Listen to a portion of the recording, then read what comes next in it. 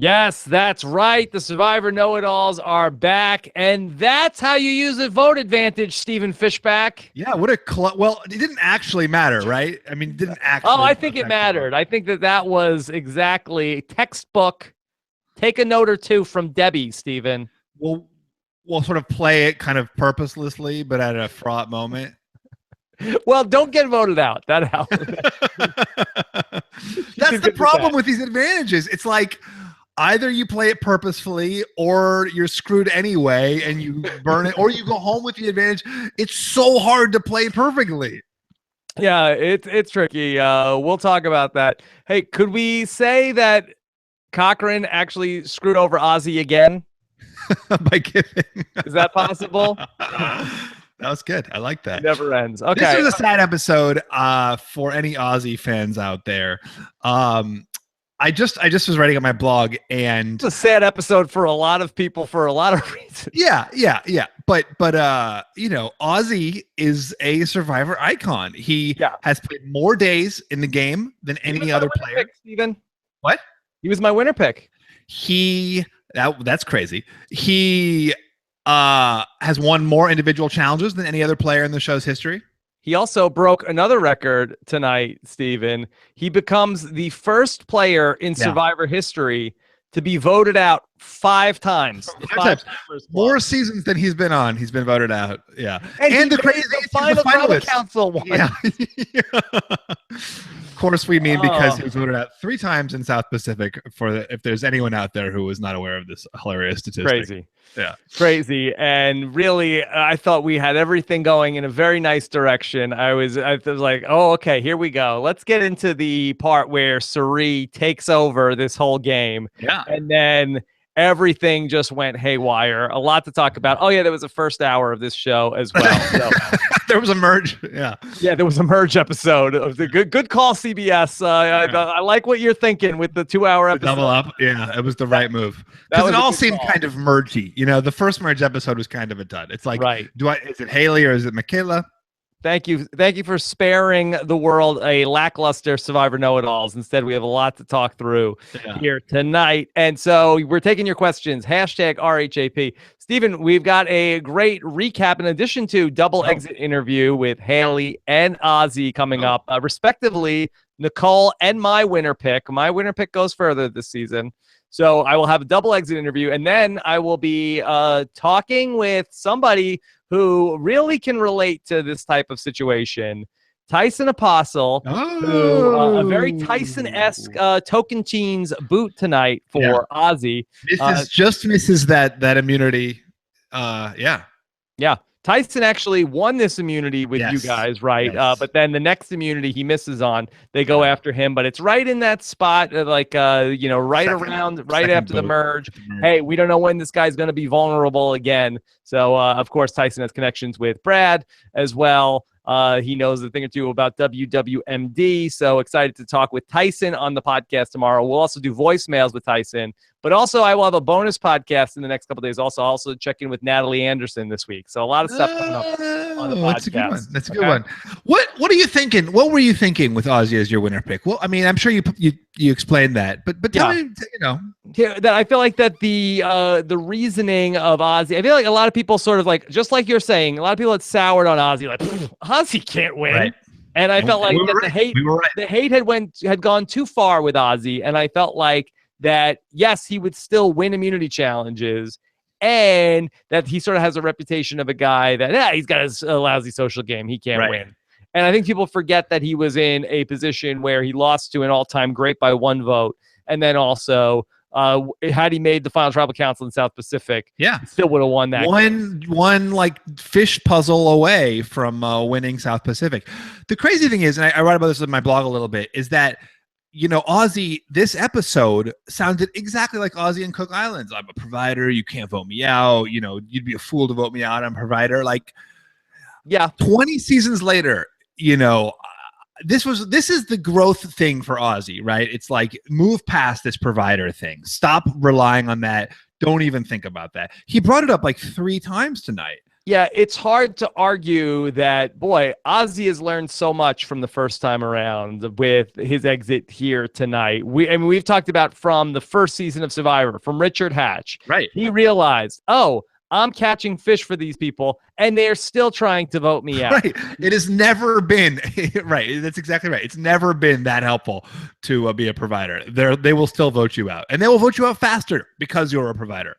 Yeah, so that's unfortunate. That's unfortunate. The one positive I'll take away is that Ozzy and Cirie got on the same page by the end of this thing. That was some healing. That was nice. That was a feel-good moment in terms of Ozzy going home. But really, let's just go back to the beginning here, because, Steven, I was feeling like, okay, here we go. The whole first hour was all about, okay, Cirie, I want to get my chess pieces together. Right. I'm going to take Michaela under my wing. We're going to get the 2 African-American women to the final tribal council. It's never happened before. Here we go. The story of Cirie coming out and winning this game. Cirie winner edit is happening. Amazing. And so we start this plan of Cirie says, Sierra Dawn Thomas, she's running things over there. She's running Brad Culpepper. And then that's where, and Brad Culpepper's got Troyzan. We got to cut off the head of the snake. And let's do that. All right, here we go. Let's get rid of that head. I've been waiting, and here we go. Yeah. And then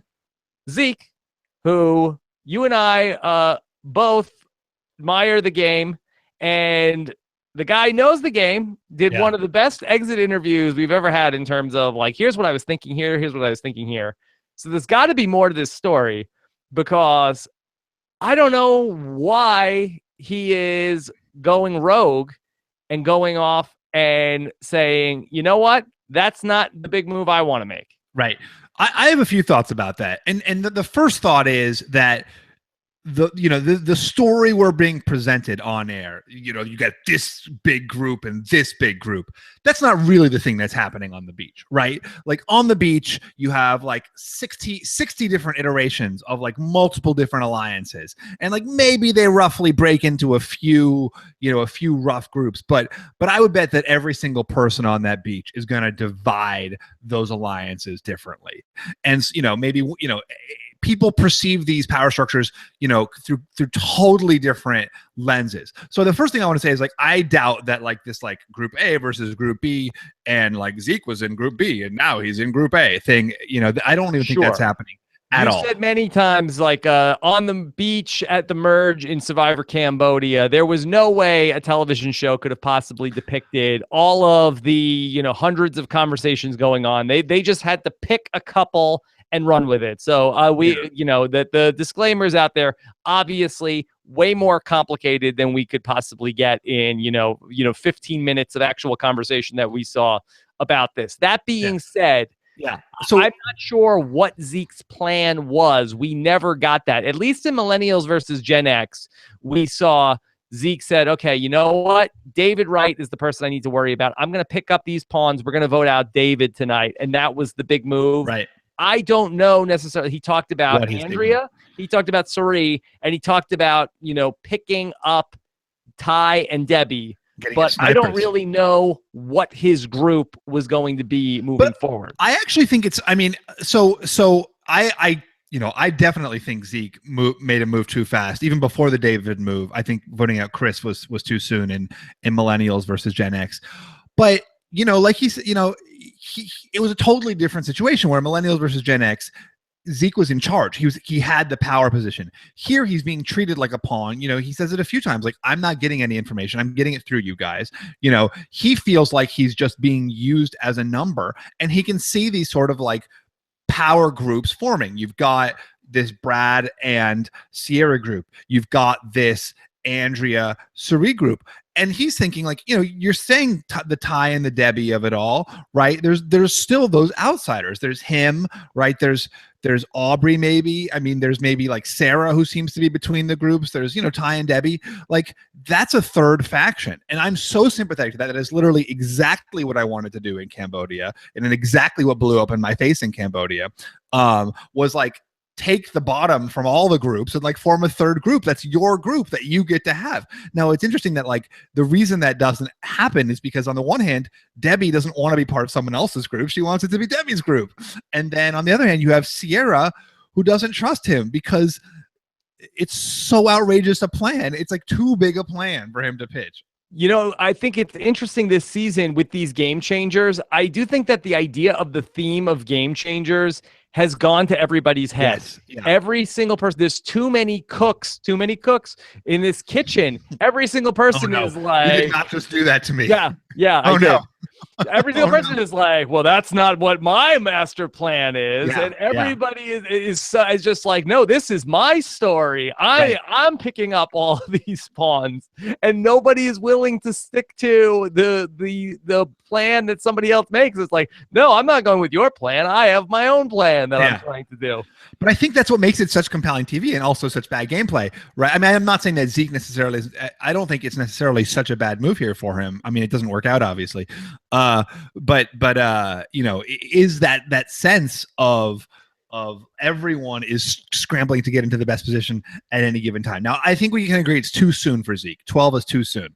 I just don't know necessarily. Like, I get the big picture. He's trying to play the little finger game. You know, he wants to start to, you know, he still talks about the war. The war is coming, but I want to start the war my way. I want to create this chaotic situation that I feel like that I can control. Ultimately, he can't. He doesn't have the pawns in play.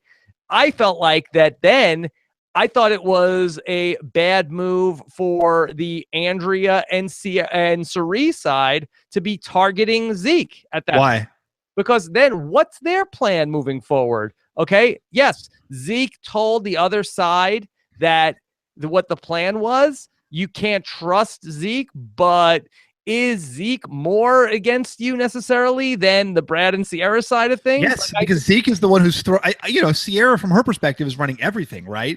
You know, you see Sierra say, I've got, you know, it's a one big group and Haley and Michaela are outsiders. And then you see Sierra approach Cirie, right? Sierra goes to Cirie and tells her, hey, Zeke brought up Andrea's name or whatever. Breeks is, you know, yeah, you vote out the person who's targeting you, not the person who's not targeting you. I thought it was an emotional decision to go after Zeke because what are their numbers at that point? They're picking off people who were in their own alliance to then just be at the mercy of the Brad and Sierra side. There was no way that Andrea, who knew Zeke from before this game even started, Zeke, there was no way that they said, well, let's just like back this up a second. What are we doing here? Right. Like, let's fix this. Yeah.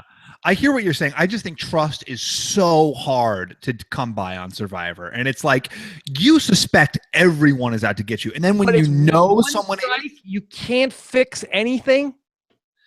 I don't know. I guess you think that if everyone gives you an idol, that'll fix it.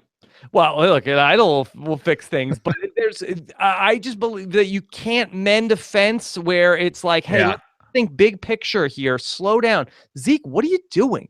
You know, and they're going, and then to the point where then they're just like, oh, okay, good. Well, Brad and Sierra, or I should start saying now Sierra and Brad, because it was certainly presented to us tonight that it was Brad was nowhere to be seen in the second round. He went purple Brad on us tonight after being everywhere in the pre-merge, and it was much more that Sierra is running that side of things. Yeah, that was very interesting how it was like totally the absence of Brad. I think that maybe not getting food at the merge didn't sit well with him. He just like was really checked out. Totally gassed out. Yeah. But then it was like, oh, okay, well, you know, Sierra will just do whatever she wants on her side. And then all of a sudden Debbie comes along with, hey, why don't we vote out Ozzy tonight? That whole side, it's like, okay, great. Yeah, well, why don't we take off the strongest player from that side of things? Yeah. Like they didn't call off the war just because that side couldn't get along. But is it so clear? So here's my question to you, right? We haven't really seen anything from like the Sierra, Debbie, Brad side that's like that that frames it in terms of these two sides. And maybe they just think, hey, let's take out Ozzy. He's a super strong, incredible physical competitor, and we have an opportunity now. Like, they might not see it as this, like, big chess game between like these two different sides. They might see it from a completely different perspective, and they're thinking, and Ozzy seemed to be a part of that group, right? We see Ozzy talking to Brad a lot. We know Ozzy in the first had hour. Yeah, we know Ozzy had a relationship with Brad and Sierra back in the first Nuku or whatever they were. I don't think it's unreasonable to think that group conceives of Ozzy as part of it, and then is like, hey, we've got an opportunity. And I thought the way Debbie sold it was really, really smart. It was this last minute thing, and I know that on the beach on these merges, it's just a cycle. Like, everyone's name comes up, then it switches to somebody else, then it switches to somebody else. And Debbie just kind of sold it at the last minute. She went person to person. This is what we're doing. This is what we're doing. This is what we're doing. And it got done. It got done. Steven, what a night for Debbie. I feel like that. Did you give out one fishy in a 2-hour episode? Or do you give out like a first hour two? Three fishies? Really this time, because three fishies. Yeah, oh my three. God. Yeah. Boy, you're giving them away, like totally devaluing the fishy economy. Well, I didn't give out one last week, so I needed to up the okay, just to keep it out there. Yeah, but Debbie was really going back to the merge feast. Were you buying that Debbie did not drink? Or no, was that the thing? Or is that the thing? Is this the new move on Survivor? You get as drunk as you want. Yeah. And then in the confessional, you say, "Oh, did you think I was drunk?" Yeah. Oh, you totally fell for it. I didn't have a sip of alcohol. I was playing everybody. Yeah. I think a lot of people do that on Survivor, where like whatever happens, they're like, all part of my master plan, Yeah. But with Debbie, it's pretty funny. Yeah, I want somebody to come through the exit interviews and be like, "Oh, you thought I didn't know about getting blindsided? Like, oh, I knew. I'm just trying to set up my game for when I am a returning player. Like, this was all part of my plan." Well, that's Zane's strategy, right? Make them target me now, and then Yeah. So the move to get Ozzy out here, Steven, you applaud that move. That was the correct decision. I think so. I mean, he's not super tight with you. Like, I guess if he's going to be a part of an alliance, it's the other alliance. He's obviously a hugely physical competitor. To your point, he could slip in as a winner. And it was almost like, because no one seemed to be worried about Ozzy was the correct person to worry about. Yeah. And Ozzy, I do think that there is some wisdom in what he's doing, where that he really does, I think, look at things as very binary, my people and their people. And if there are enough of his people on the jury, they will all vote for him in the end, just like at Sabai versus Apollo. So he does have that going for him, where he keeps his people very loyal to him. So who knows if he would have gotten to the end if he would have not in this case. Not in this case. Certainly not. So to take Ozzy out in this spot, it just seems to me, was that the right pick? Yes, he is an immunity threat, but he clearly was not running the strategic operations over there. Right. But who is? I mean, I guess you could say, Suri is, except, suddenly she's being targeted by Zeke. That's my thing. Like, it's like there's so many. Like, how do you even begin to say? I guess Suri, right? I guess Suri would be the other person to target. That would be the correct person. But you don't see them worrying about her. And I think that's Suri's strength, is that, I mean, even when she approached Sierra in that hammock, she did it so deferentially, that there's, and she managed to change Sierra's opinion about putting votes on Haley instead of Michaela. And, even so, she did it so subtly and deferentially that nobody probably even knew she was doing it. And what was incredible about that vote, and I know we'll talk about that later, but was that, will we? Was that all the people who wanted to save Michaela voted for Michaela. The people who voted out Haley were all the people who wanted to vote out Michaela. Mm-hmm. Yeah. So we'll get to the first tribal council in a little bit more detail. What do you think about Suri, on top of everything, is doing some business with a hinky vote there, Steven? Did she put in that weird vote for Sierra? What? So Suri, when she votes at the second tribal council, we have a vote for. Oh yeah, I think they just sort of like in like a calculator LED type font. When she votes, she says, "I'm going to spice things up a little bit." I thought that was that they thought that was a consensus vote. I think they thought everyone was voting out Zeke, and then they just got totally blindsided. So I guess there must be two sides, right? Because certain people were left out of the Ozzy vote. So they must conceive of it as two sides, right? Because the people who all voted for Zeke did not know to vote for Ozzy. Yeah. So how many votes did we ultimately get? Were there 6 votes for Ozzy? It was 12 people. Yeah. 6 votes for Ozzy. No, 13 votes, right? Yeah, 6 votes for Ozzy, 4 votes for Zeke, and then we also had the extra vote for Ozzy probably too, right? That we didn't see. We got to maybe we got to 6, and you had Aubrey and Sierra as well because Zeke voted for Aubrey. Maybe we didn't. We had the 7th Ozzy vote potentially. Yeah, presumably Jeff didn't read it. Yeah. Okay. Necessary. So that 6 then would be Brad, Sierra, Ty, Debbie, Troyzan, and Sarah. Yeah, I think. Yeah. That's a pretty strong 6. Talked about how she's in the middle, and then on the other side, Zeke, Andrea, Suri, Ozzy, and Michaela, Aubrey. right? And Aubrey. Yeah, but Zeke votes for Aubrey. Yeah. So Zeke, that there must have been some sort of a confrontation where they let Zeke know, Zeke, what are you doing? Like, he knew the jig was up, obviously.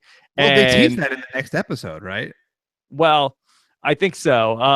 I think that maybe that side, or maybe the Sierra side told him, or maybe they didn't tell him that he was exposed, but that the Sierra side, no, let's do Aubrey tonight. Right. That's who we want to vote off next. And he went along with that plan.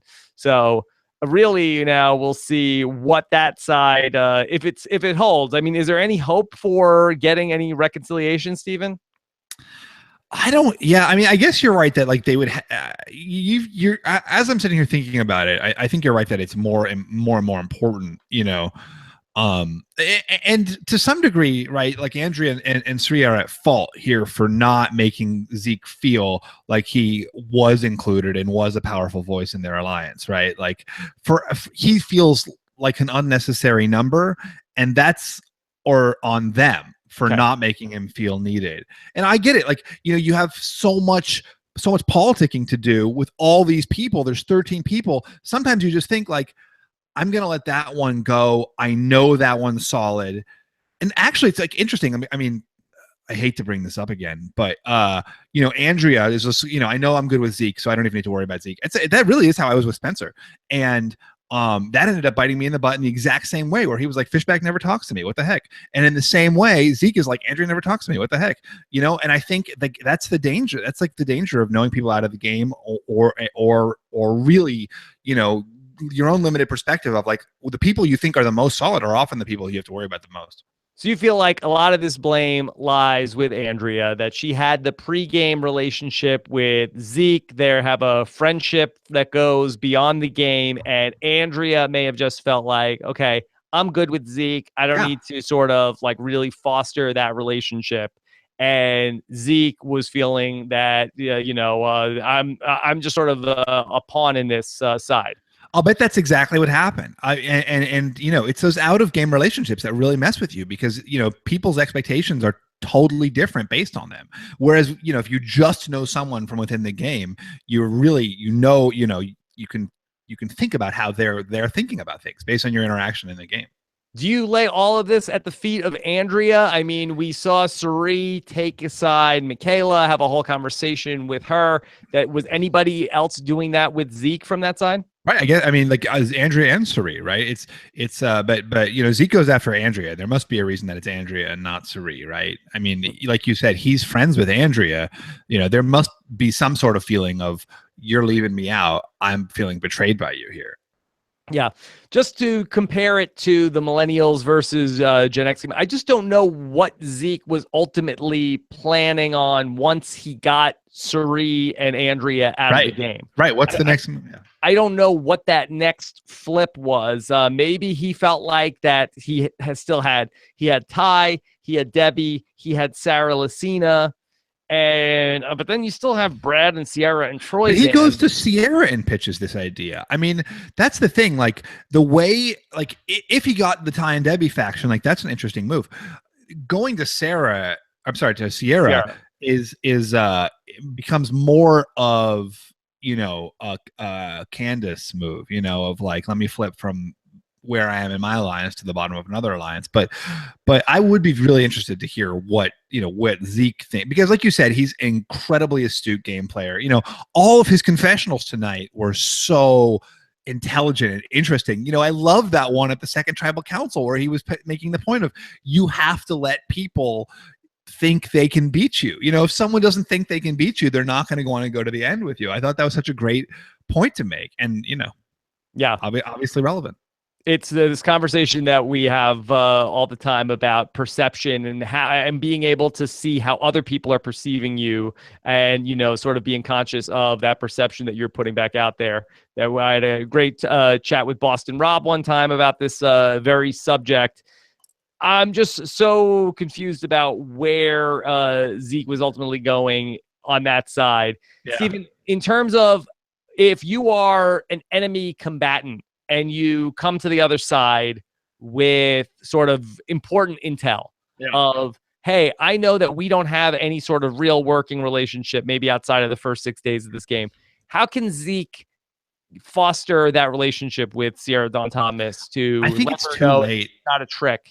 Well, it's funny. Like I wrote in my blog that, you know, it's almost like this plan that Zeke is pitching is so outrageous that it couldn't be a lie. You know, like if Zeke were actually lying to Sierra Dawn Thomas, he would never come and pitch a lie about voting out Andrea. It's too outrageous. So it has to be true. But I think I think, you know, day 20, it's really hard, or whatever it is. Day 24 or I think it's day 24. They talk about 15 days left. I think it's impossible really to form completely new bonds and relationships, especially when the tribes have swapped multiple times. You know, there's a lot of varied relationships. I think it's really hard to form something new. Yeah. All right, Steven, do you want to touch on the first hour with the Haley and the Michaela situation, which I thought was really going to set the stage for tonight, but only really in that Cirie was sort of just getting warmed up in that first hour. Michaela really did not factor into the second hour. Yeah, and it was a great scene. I mean, really great scene between Cirie and Michaela, like where she's just, you know, telling Michaela to be cool. Or I think "be easy" were her words. Right. And that was fantastic. What did you think of the merge feast twist? I didn't love it, I have to say. I felt like that maybe there could have been a more interesting way to handle it. Like, I like the thinking. I thought that this is fun to sort of have like some sort of a dilemma, but then I felt like it sort of opened the door for somebody to become a martyr, like a Brad Culpepper, where somebody is like able to sort of like spin it as a positive, where, and it's funny that he says WWMD, because I feel like that is Monica Culpepper would have done the same exact thing. So that is an instance where he would have played like her. And then, you know, Ty also follows in that martyrdom. But I thought it would have been nobody was really like had anything to lose other than the merge feast. You know what I'm saying? Like, well, but that's exactly why it's terrible, right? As soon as you do something like that, everyone's like, "Oh, look, he's petitioning, campaigning for jury votes. Got to get that guy out," right? Yeah, that's a lose-lose situation. Well, and that's the reason why, you know, going back to Survivor the Amazon, where, you know, Mateo gave his family visit. He felt like a god. He felt like a god, and I had said like, "Oh, well, but now we got to get rid of this guy," you know, patron saint of immunity challenges or reward challenges. So there is a downside that's associated with that. What if they would have voted and they voted somebody out of the, or would that have just like tipped off the overall vote? But you had to vote from somebody from the other side. So you had the two tribes show up. So you just vote for the person you think is going to eat the most. Yeah. So I like the idea, but I feel like that we didn't really, ultimately it didn't cause any friction with anybody. I don't know. I just give him a break. Give him the feast. It doesn't. I don't think it added that much. Just give the guys the feast. It's such an iconic moment. I hear what you're saying. It reminded me of this sort of Survivor Calvin Ball thing that seems to be happening, where it's like, and this crazy thing is happening next. I have to say, Brad Culpepper volunteering. Brad is a really nice guy. And I was actually just reading this this article that Mario Lanza from the Funny Whiff 115 wrote about how actually, like, if you actually watch Blood versus Water, where Brad has this like terrible reputation, that everything Brad does is actually decently nice, and it gets like spun and twisted by people who for some reason have a vendetta against him. But Brad himself is like nice and positive and supportive, and like the actual guy himself is just like 100% upbeat, except that Candace hates him like irrationally. And Jervis's niece. Well, right, and Jervis's niece, yeah. But so you're saying that Brad Culpepper has just been misunderstood after all this time. Yeah, and I'm trying to find an opportunity to link to it in a blog, just to write about what a nice guy Brad Culpepper is. But I would recommend anyone listening go look at this article that Mario wrote. I think it was called like "Thank You, Brad Culpepper." It's in the Funny 115 version 3, and it's just like it really like goes scene by scene through how Brad got this terrible reputation. Okay. Well, Brad is doing quite a bit of PR on the show this season. He doesn't even need Mario's help. That he's changing that reputation on his own. He is, but he doesn't deserve the reputation in the first place, according to this piece. Okay. Stephen, did you get to know Brad at all during the Second Chance campaigning?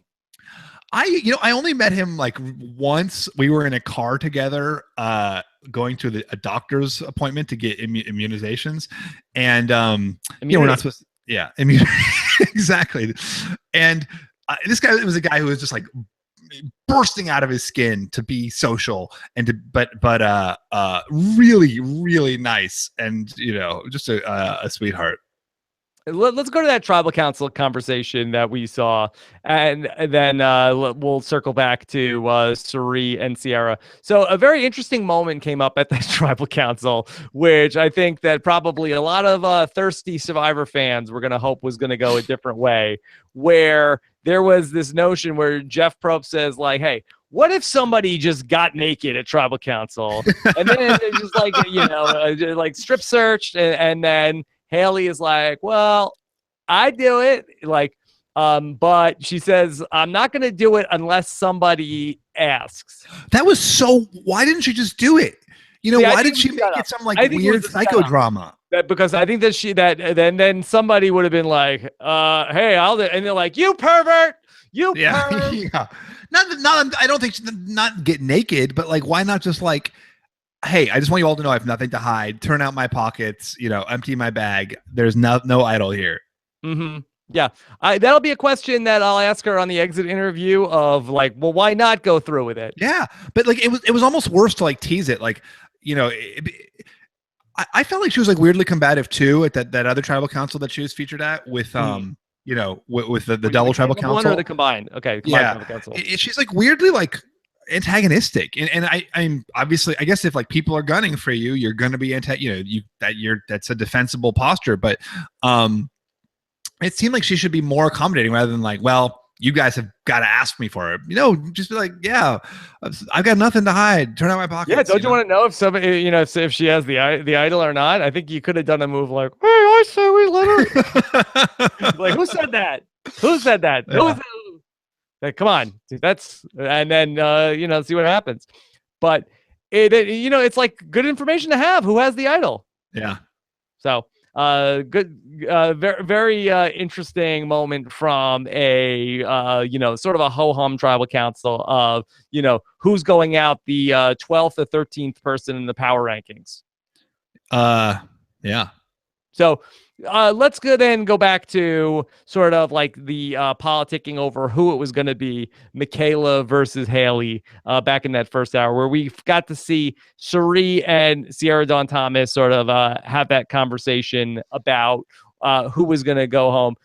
Sierra Dawn Thomas ended up leaving that conversation feeling not so great about Suri. What? She said she seemed annoyed about the whole thing. Oh, yeah. Oh, well, she was annoyed about Zeke, right? No, well, it was later on in the second episode, she said that she felt like that Zeke talks to her like he's smarter than she is. Right. But I felt like that Sierra Dawn Thomas seemed a little annoyed in terms of how Suri was talking to her. Like the new sheriff in town. Yeah, I'm the new sheriff in town. Yeah. Yeah. A lot of people were hard on Sierra, I saw on social media, because she's lying in the hammock. Mm-hmm. People didn't like the hammock. Yeah. What do you think of the hammock, Rob?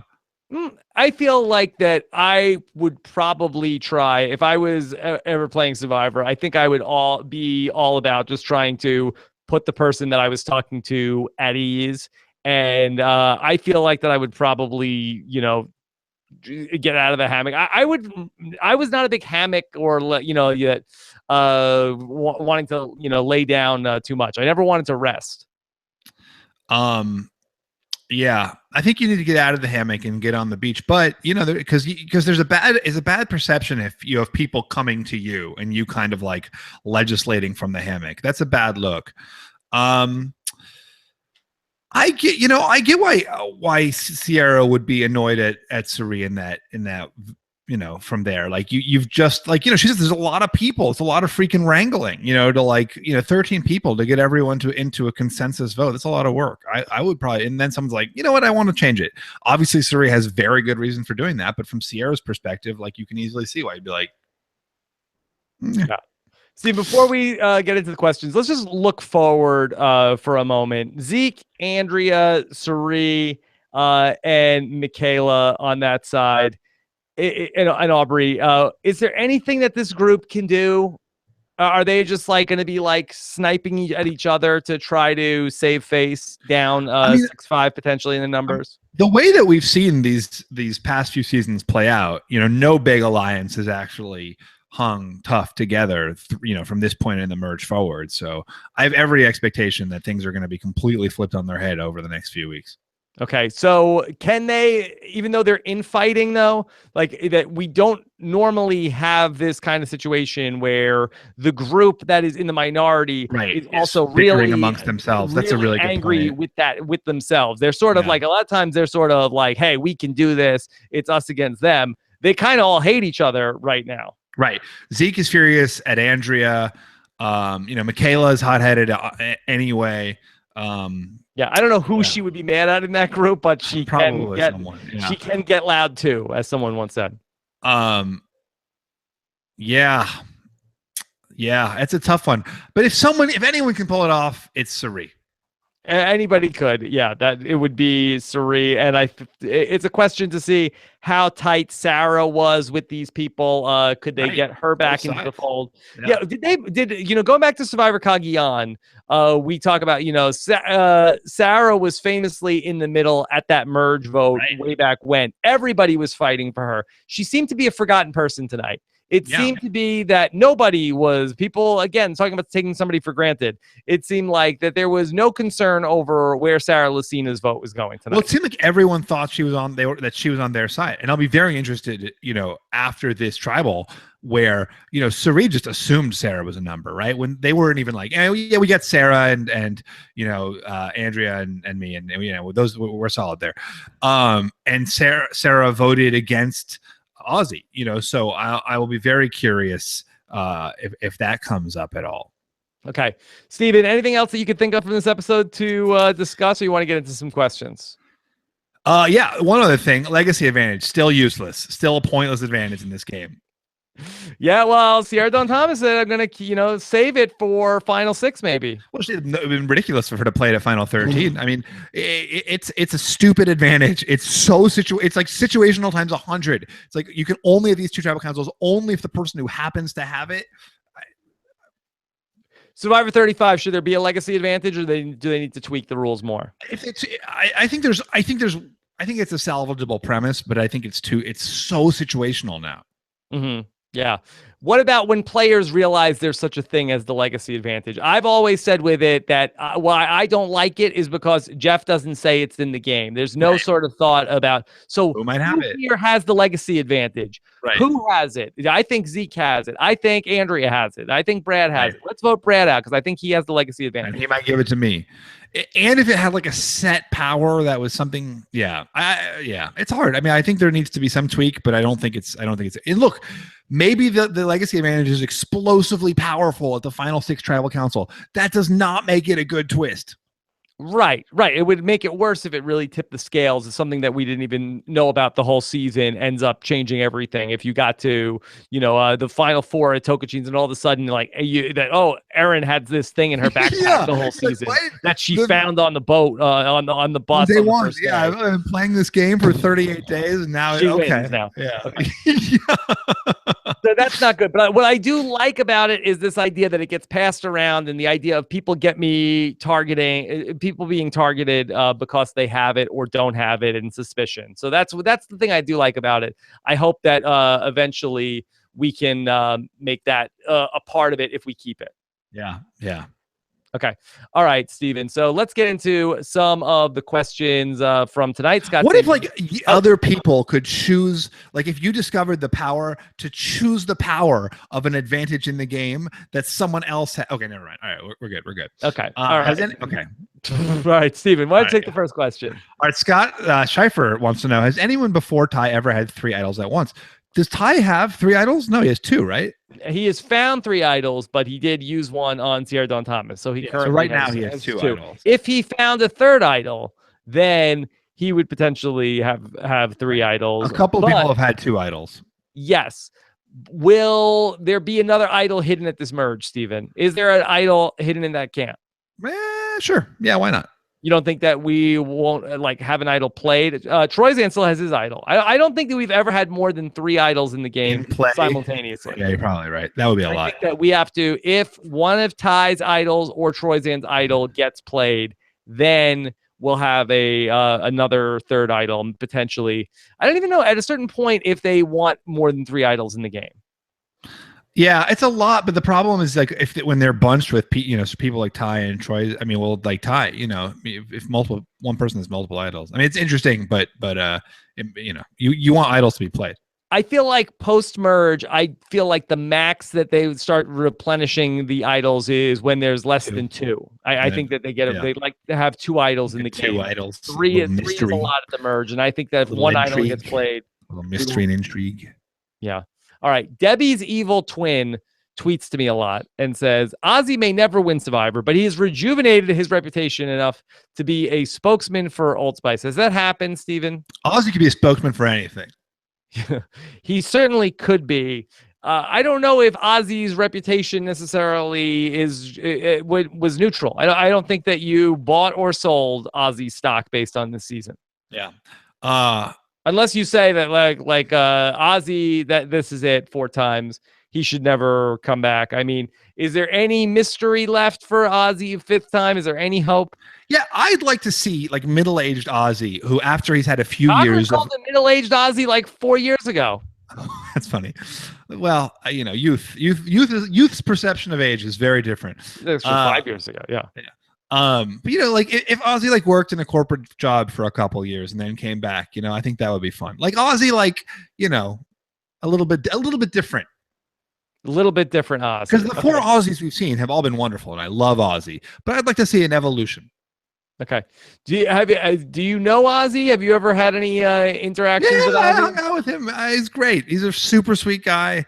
Really, very chill, as you might expect. What about you? You hung out with Ozzy?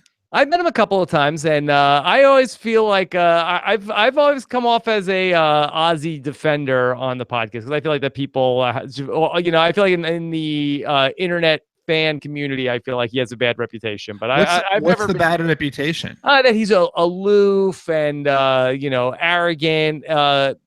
People will often be killing Ozzy, but people on the internet will criticize you about anything, Rob. Yeah, you specifically. Well, yes, that's especially. My experience of Ozzy was that he was very very contemplative, like self-critical, like really aware of the emotional impact of the things he'd experienced, and wanting to like think about them on a profound cosmic plane. Okay, let's cosmic plane. I don't know. I was trying to end that. I was trying to elevate it. All right. Well done, sir. Noah said, did Debbie marinate in enough, Steven, for your taste? Yeah, she seemed well pickled, huh? She was faking it. Yeah. That was faking, Steven. Well, it was great acting. Steven, who had that both Ty and Debbie would show their butts tonight on Survivor? on the Survivor Bingo? Yeah, Survivor Bingo.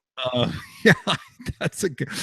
All right, just Melanie, like back in the 80s. Remember, Steven? Yeah, back in the 70s. You guys weren't doing that? I mean, Ty kept being like, remember, it's like back in the 80s, and there was 70s, 60s. He kept going back. Yeah. I don't think anybody was streaking in the 80s. I don't think that was the thing. No, it was all suits. Yeah.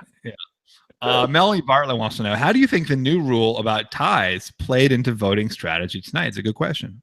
Okay, do you think that this was at all a thing? Well, it's interesting, right? If Debbie hadn't played her extra vote and Cirie had voted for Zeke, it would have been a tie vote. Yeah. So just say that right? Or no, is that wrong? I think that may be wrong, actually. So if there were 7 that would have been wrong, actually. Ozzy, no, because Aubrey. Zeke, right. Aubrey. Zeke was voting for Aubrey. Yeah. Never mind. Not necessarily. I mean, if it was the other way around, where they only had 5 votes for Ozzy and everybody on the other side was on the same page, maybe that could have been a thing. But no, I don't think that factored in. Steven, in the first hour when Cirie voted for Michaela, she said that I'm saving you with this vote. What did she mean by that? Like, I understand that she's like trying to say that she's going to be looking out for her, but I just felt like that was a weird thing to say when she was voting. Yeah, I got the sense that she felt bad. Maybe she's also even thinking about the narrative on television, where on the one hand, she feels like she's working to save Michaela. She's trying to get the numbers. She's trying to make sure that the other side votes for Haley, but she also doesn't know how it's going to appear on TV. So she wants to make it really clear, like, hey, even though I'm voting for Michaela, I'm actually working to save Michaela. Just that sort of definitive statement. Don't get it twisted. It's not stabbing Michaela in the back. Yeah, exactly. Okay. That's good.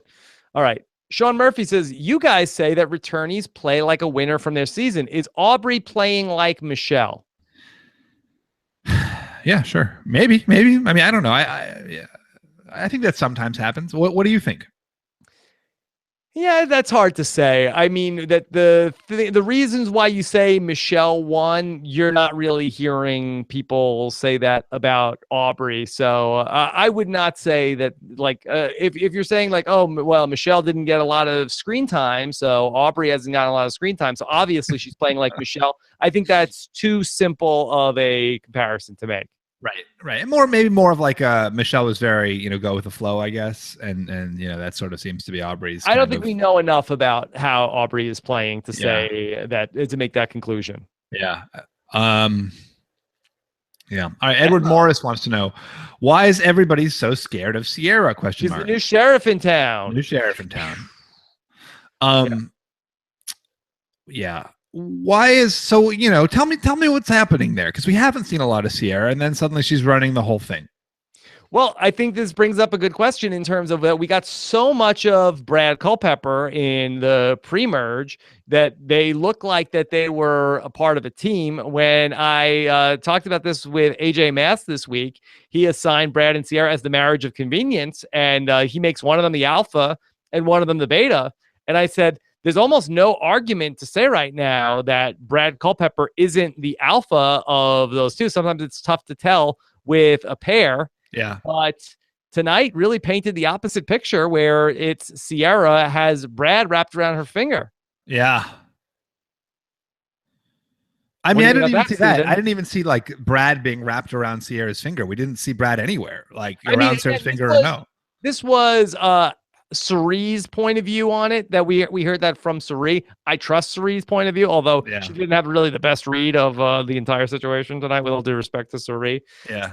I was so confused during the in the second hour where we had the reward challenge, because they kept calling it, you'll go to the Marshall Spa and go to the Marshall's reward challenge. And I was like, who's Marshall? Why do we keep calling it Marshall Reward Challenge?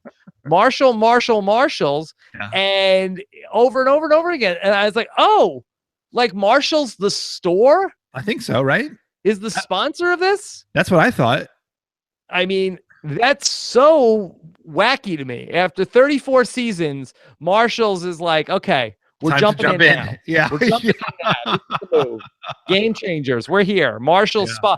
And then Marshall, Steven, I know that that you shop at all these high-end stores. I've bought a few plaid shirts at Marshall's along the way. It's not a spa. It's not it seemed to be in no way reflective of what they did at the challenge. It just seemed like that was a weird product placement. Yeah, I thought that was very strange too. But it's better than that Jack Black contest. So, or the Gulliver's Travels contest. So anything that beats that is or in the Jack and Jill contest. Yes. So, yes. It's better than that. Nicolette in the chat says they do have towels. So, okay. That could be a spot. What about Christian? Christian Esparza says, was it possible that Ozzy may have been holding back in the challenges until later? What do you think of that, Rob? Steven, this is an interesting question in terms of Ozzy's gambit. Do I go all out at the immunity challenge? And ultimately, if I win, I'm safe. And if I don't, I shine a light on the fact that I am so dominant in these challenges. It was really a spotlight was put on. Ozzy's never lost this challenge before. Ozzy's the king. Ozzy's the best at this. He's going to be up there, and, he goes tip-top toes with Ty, who manages to beat him. And I think that really did accelerate the clock on Ozzy. But if we don't get him out tonight, he may not lose another challenge. He hasn't won one yet. But I wonder if Ozzy would have just fallen off the pole early and be like, boy, that's not as easy as it used to be. They don't make those polls like they used to. I mean, we talked about this. So we talked about this in two contexts, right? We talked about it certainly a lot about Joe. Like, can Joe downplay his physicality? And I've always said, absolutely not. There's no way Joe can. Interestingly, though, in Survivor Blood versus Water, Tyson sustains an injury pretty early, and he's kind of screwed in the immunity challenges going into the game after that. And I've always thought that really benefited him. Sure, without a doubt. Yeah. I think he played it up too. Yeah. And I think short of an injury though for Ozzy, I think everyone's still going to be it's like it's Ozzy. So if Ozzy feigned a serious injury, I think maybe then people will be like, oh, we don't have to worry about him. But I think shy of that, people are going to say it's Ozzy. We have to worry about him physically. It's just such a bad look for Ozzy. And I'm not second guessing, Ozzy's got to be Ozzy, but he's up there for, 95 minutes and everybody's just staring there looking, boy, we got to get this guy out. Well, that's the worst case scenario, right? For Ozzy is going so hard and coming so close and then losing. But if you're Ozzy in that situation, you have every expectation that you're going to win. You've won it twice before. Everyone is but one person drops out after the first 30 minutes. I don't, the fact that Ty did it is awesome for Ty, but just worst case scenario for Ozzy. Yeah. Such an invitation to take a shot at him. This is from Jennifer. Did Zeke ruin his game by flipping from a solid alliance over to the bottom of Brad's alliance? Well, I mean, that was what he was attempting to do. I don't want to say that was what he was attempting to do, but that's, based on what we know, being sort of omniscient and seeing what everybody is doing, it looked like that to us. I would guess that Zeke felt like that he was putting together his own thing. His own thing. The problem is that there weren't that many people that were dying to work with him. Steven, is it possible that Zeke could have overestimated the amount of goodwill there was towards him from the other survivors that were at that tribal council that we saw last week, like a Debbie and like a Ty? Did he maybe feel like that because I talked about this on the podcast, were those people going to be genuinely bonded because of that and feel like that they went through some sort of like emotional experience together and maybe felt like that, these people had his back? Well, yeah, I'm sure that was part of it, but also, they were on a tribe together, right? Like, even apart from that, like they've just been on a tribe in an alliance together, right? Voting together for the past couple of days. I mean, I think he had every expectation of like, hey, I've got relationships with these people, and I don't even think you need to, I don't think you even need to like bring the last tribal council into it at all to like to see why he might think that he had really he had these relationships, he had alliances. Like, why not think I can create a new thing with these people? I've worked with them in this other context, let's start something new. Ultimately, it really didn't bond anybody to anything following the last week's tribal council, where and especially Zeke is, he's voting out, and he wants to vote out Andrea, who was so great from that tribal council from a week ago. Debbie and Ty don't want to, follow Zeke. Sarah Lucina, that even though she started the first episode talking about, how great Zeke is, she's clearly not working with him by the end of that second episode. So it really is, the survivors, even though we thought it might have been impossible, clearly have moved on from everything from last week. But Sarah Lucina wasn't voting. I mean, there was a group of people voting against Zeke, and Sarah wasn't one of them. Sarah voted against Ozzy. But she wasn't voting with Zeke. Well, nobody was voting with Zeke. Well, that's unfortunate. Yeah. Yeah. And I think when something like that happens, it's it's easy to lose the thread, right? I think the game is happening so fast.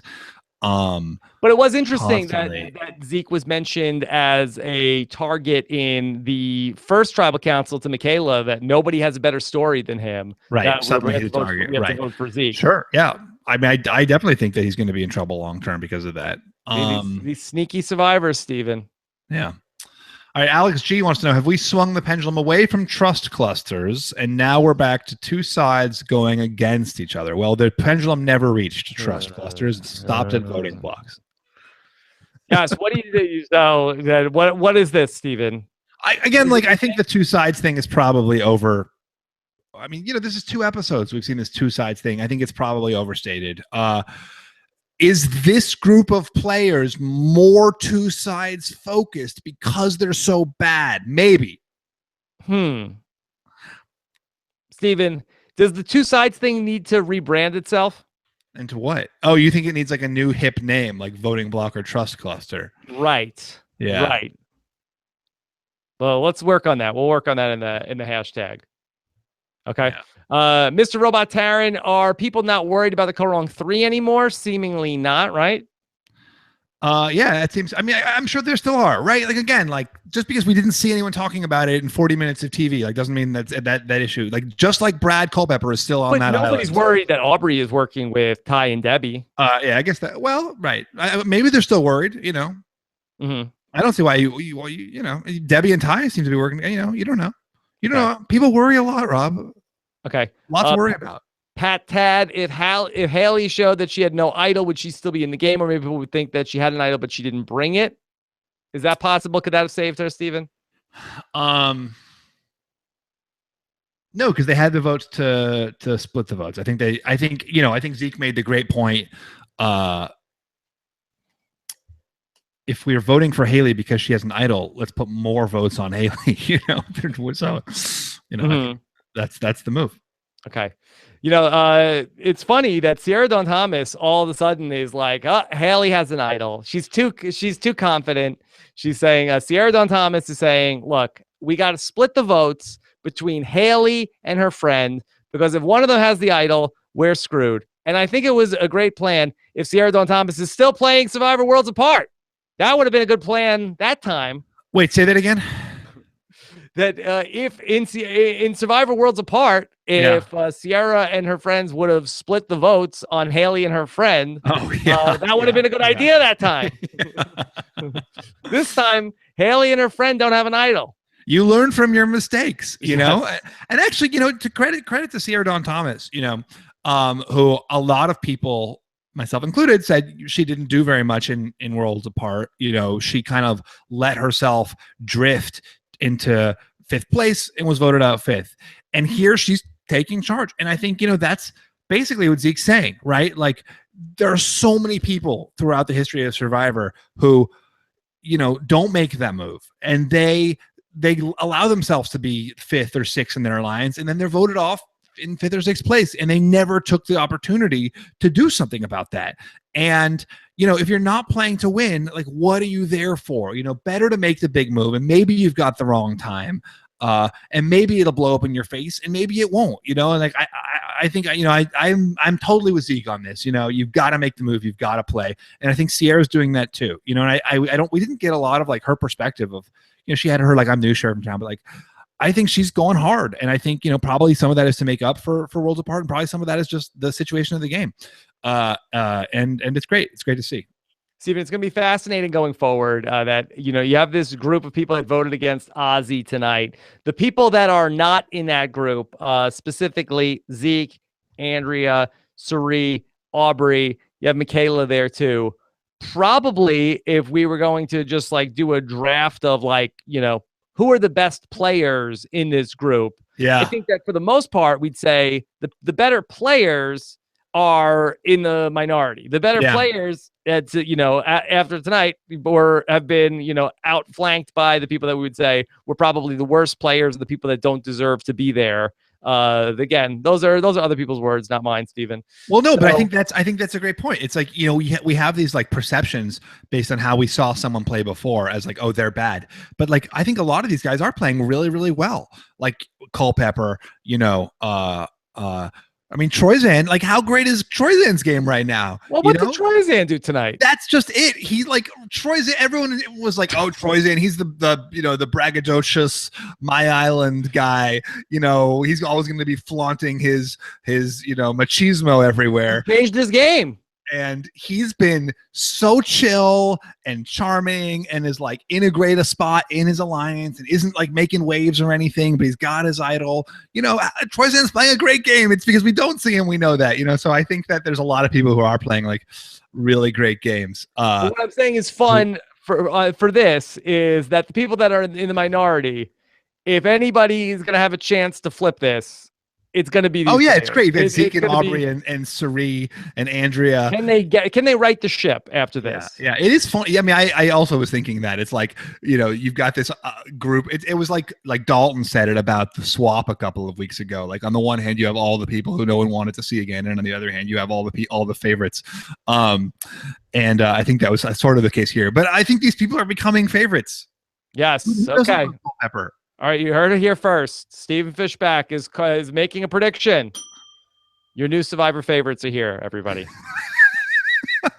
At Steven Fishbach on Twitter is calling it. Okay. Steven, who are you giving all of the fishies to? Well, obviously Debbie. Debbie gets one. For the second hour, you want to be specific? Does she get two? Yeah. Suri gets one. Okay, Suri gets one. For the first hour? And Zeke gets one because in the first hour, I thought he was instrumental in changing the vote to Haley. Okay. Yeah. So is that read the blog though? Don't just come here for the fishies. Yes, read Steven's blog, of course. Follow him on Twitter. You know, come on. At Steven Fishbach. Of course, while you're at it, while you guys are in a good mood, you can subscribe to the podcast. Go to robhasawebsite.com/iTunes. And we always appreciate your feedback and star ratings. Of course, helps more people find the show. So thank you guys who have done that. robhasawebsite.com/iTunes. Okay. Double exit interview. Haley and Ozzy. Haley, Joel, Ozzy tomorrow, if we had somebody named Joel. Then we also will have Tyson on the podcast. And then also I'm going to check in with Natalie Anderson later this week. Wait, Rob, when you're done promoting the week stuff, I've got something I wanted to say. When you say week stuff, is that WEEK? WIQUE. Okay. Yeah. Yes. I made a joke earlier about bad players and them being them going to the two-person line, the two-pronged alliance. I actually have always said that like good players, and I realized that maybe it would not be clear that I was being tongue-in-cheek. That I think that would be really good That's Are you that's getting the negative feedback already, and this podcast hasn't even gone up no, yet? no, but I realized in my head I was like, people are going to think you're being serious, Fishbach, and so I wanted to clarify that. Like, I think that building stronger and bigger alliances is got to be how we crawl out of this hole we've dug ourselves into. So you think that so what you did, the voting blocks, you screwed things up. We need to sort of right the wrong and start to make bigger alliances. Yeah, if you can pull it off, God bless. Hold on. And now I don't hear Steven now. What? Really? Okay. Okay. You're fine now. You're fine. Okay. Okay. All right. All right. Well, anyway, that's it. And have a great week. Yes. Thank you. Thank you so much. And of course, to everybody who is looking for tickets to come out and see Stephen Fishbach and I in Toronto, unfortunately, that show is a sold out show in Toronto, but we're internationally known. We're internationally known. But if you are a Big Brother Canada fan, you can come out. We're going to have another big fun show that Thursday night. We're going to have a Big Brother Canada eviction recap with myself, the LFC, and a number of Big Brother Canada house guests from the past. Oh, that's so you fun. can check out tickets for that at robhasawebsite.com/Toronto BB-Can. That's going to be for Thursday night, May 11th, up in the Sheridan Center in Toronto. All right, Stephen, we are closing in. Great 2-hour Survivor tonight. Yeah. Okay. Yeah. And yeah. Looking forward to getting back together next week. Take care, everybody. Have a good one. Bye. Bye.